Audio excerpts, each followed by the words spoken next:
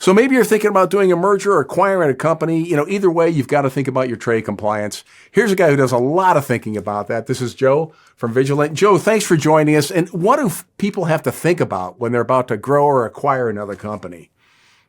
Randy, it's a pleasure to be here with you once again.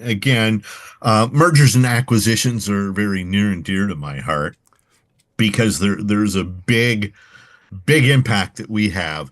From a trade perspective, you never tell your company, you can't do that. You can't do that. Our role in trade is to go to that company, the company you're looking at buying or your management, and say, hey, I've investigated and here's some potential areas of concern. And typically what they do is they'll do a holdback on that company. So if they agree to pay so many dollars, there will be a certain percentage of that set aside for you to find problems. But you have to make sure you've done some due diligence to make sure that that is set aside when you find problems. And what happens with that, Randy, it's called successor liability. And successor liability means when I go buy another company, I buy all their past problems along with everything else they've done. Okay.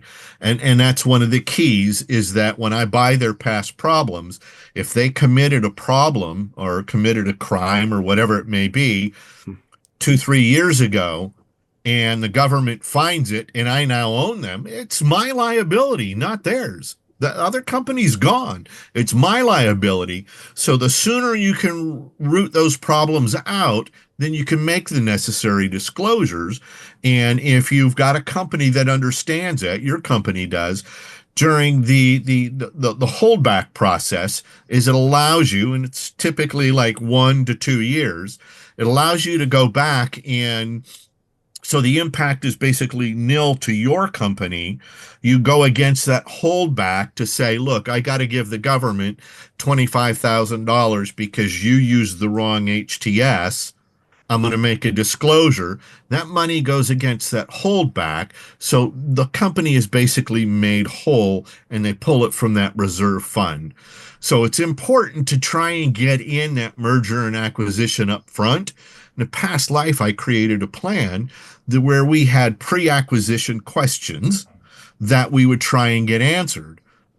Doesn't always work. So often you may not know about it, but do you have a plan after the fact? If you do, great. If you don't, reach out to me, jburks at vigilantgts.com, and I've got a plan that I can share with you. Do you need an independent third party to do the investigation into the company you're looking at acquiring? Vigilant can do that for you as well. I'd give Joe a call. He knows what he's talking about. So thanks a lot, Joe. Appreciate it. Thank you, Randy.